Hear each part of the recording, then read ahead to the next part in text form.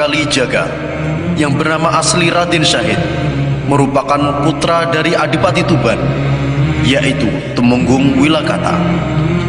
Sejak kecil, Raden Syahid sudah diperkenalkan kepada agama Islam oleh guru agama Kadipaten Tuban.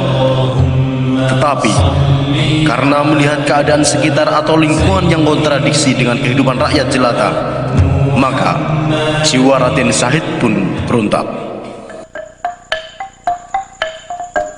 Di antara para demang, hanya sampean demang yang menyampaikan upeti sedikit dengan jumlah yang diminta. Penduduk kami banyak yang susah, Adipati. Tapi kenapa demang-demang yang lain mampu mencukupinya? Itu dilakukan dengan cara paksa. Bahkan lebih banyak upetinya yang diambil daripada hasil yang mereka dapat. Kasihan mereka. Tidak ada urusan. Demi kepentingan kerajaan, jangan pedulikan. Sekali lagi kamu langgar, tak cabut kedudukanmu.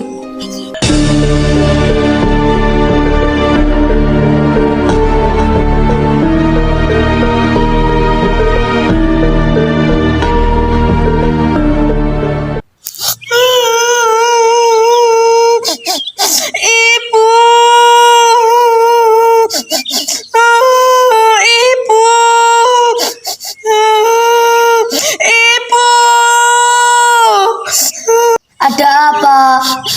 Ibu meninggal. Tolong, tolong Pak.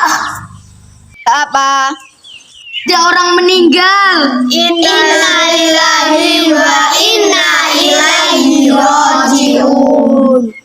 Setelah melihat peristiwa itu, Raden Syahid mulai berani mencuri di gudang penyimpanan hasil upeti Kadipaten. Hal tersebut dilakukannya untuk dibagikan kepada rakyat miskin. Hingga pada akhirnya dia ketahuan mencuri dan dihukum oleh kedua orang tuanya di gudang penyimpanan. Kendati demikian, Raden Syahid tidaklah jera, justru malah merajalela. Selanjutnya, dia memakai topeng hitam untuk mencuri harta-harta penguasa Serakah dan diberikannya kepada rakyat miskin. Akan tetapi, situasi ini dimanfaatkan oleh preman yang tak bertanggung jawab. Mereka menyamar sebagai Raden Syahid, menggunakan topeng tersebut dan melakukan perbuatan yang hina dan keji. Sehingga Raden Syahid pun tertuduh melakukan hal tersebut karena terbongkarnya kedoknya, sehingga mengakibatkan pengusiran dari Kadipaten terhadapnya. Setelah itu, Raden Syahid melakukan pengembaraan dan bertemulah dengan Sunan Bonang.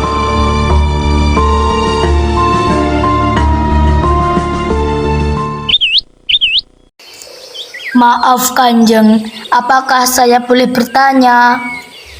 Boleh Kisana, ada apa? Kan Kanjeng belum seberapa tua, mengapa sudah memakai tongkat? Hihihi. Sekedar untuk panduan jalan, lebih-lebih kalau hari sudah mulai gelap. Boleh saya melihat tangkainya Kanjeng? Ada apa? Ada apa dengan tangkai tongkat saya? Bukankah Kisana sudah melihat dengan jelas? Saya ingin melihat tangkai tongkat yang Kanjeng genggam itu. Apakah terbuat dari emas? Hihihi. Nanti setelah Kisana melihat, Kisana ingin memilikinya. Sebaiknya tidak usah.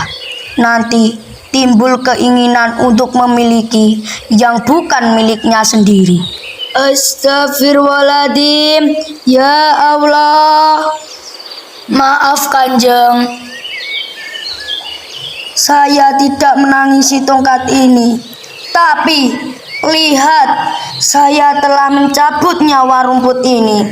Saya menjadi pembunuh. Betapa besar dosa saya Kisana. La ilaha illallah Muhammadur Rasulullah. Kalau Kisana cuma menginginkan benda. Benda apa Kanjeng?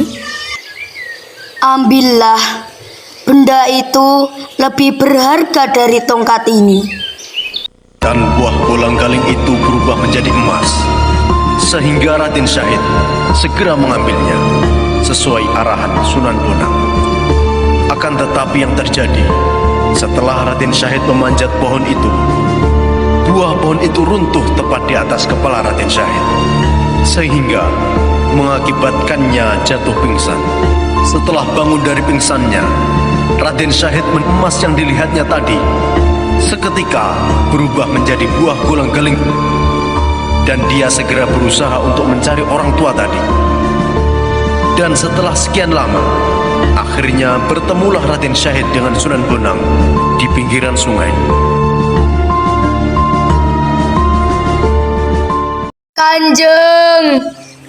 Kanjeng, maaf Kanjeng. Ada apa Kisana? Mana kolang-kalingnya? Bukan itu yang saya inginkan Kanjeng.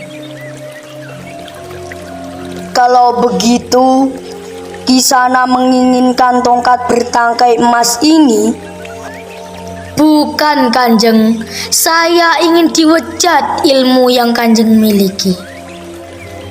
Misalkan daun-daun di seluruh jagat ini dijadikan kertas dan air lautan dijadikan tintanya, niscaya belum cukup untuk menuliskan ilmu Allah itu Kisana. Bukan seperti itu ilmu yang mau saya tuntut. Saya hanya perlu satu titik, yaitu titik harbak Kisana. Baiklah Kisana, tunggu di sini sampai saya kembali. Nesto akan dawuh Kanjeng. Setelah itu, Raden Syahid mengikuti instruksi dari Sunan Bonang tadi sampai sekembalinya Sunan Bonang. Berhari-hari, berbulan-bulan, bahkan bertahun-tahun, Raden Syahid menunggui tongkat Sunan Bonang, sampai-sampai badan dan mukanya tertutup oleh tumbuh-tumbuhan dan lumut. Setelah sekian lama, akhirnya Sunan Bonang menghampiri Raden Syahid dengan tongkatnya itu. Kemudian beliau membangunkannya dengan lantunan iqamah. Assalamualaikum warahmatullahi wabarakatuh. Assalamualaikum warahmatullahi wabarakatuh. Allahu Akbar, Allahu Akbar. Asyhadu an la ilaha illallah. Asyhadu anna Muhammadar Rasulullah. Hayya 'alas shalah, hayya 'alal falah. Qad qamatis shalah, qad qamatis shalah. Allahu Akbar, Allahu Akbar. La ilaha illallah.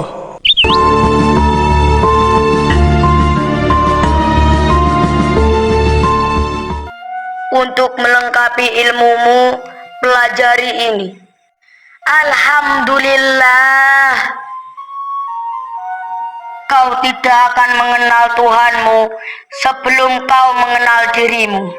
Setelah itu, belajarlah Sunan Kalijogo, ilmu-ilmu turut, terlebih kepada ilmu tasawuf dan dakwah. Sebarkanlah agama ini ke seluruh daerah, tapi ingat, dalam Islam tidak ada paksaan dalam beragama. Berpegang teguhlah pada Al-Quran dan hadis. Berjalanlah Sunan Kalijaga ke beberapa tempat untuk menyebarkan dakwah ajaran Islam melalui pendekatan budaya.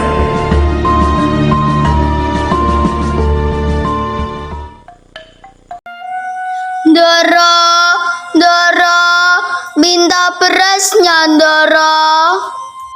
Bukan bawa beras, pasir tahu. Bune, sekarang musim paceklik, harga beras mahal.